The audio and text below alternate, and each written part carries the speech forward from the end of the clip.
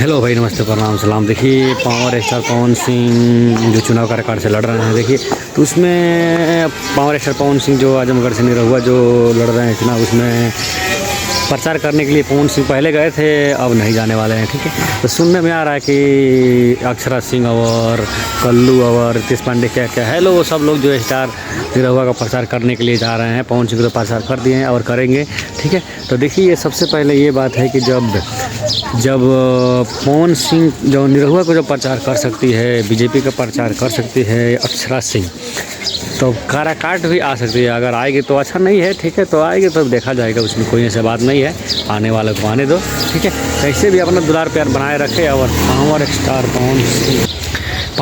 पवन सिंह का आप लोग सपोर्ट कीजिए। और पावर स्टार पवन सिंह को भारी बहुमत से काराकाट के जनता से अपील करता हूँ कि भारी बहुमत से पावर स्टार पवन सिंह को जिताए और बहुमत से सरकार बनाए पावर स्टार पवन सिंह को।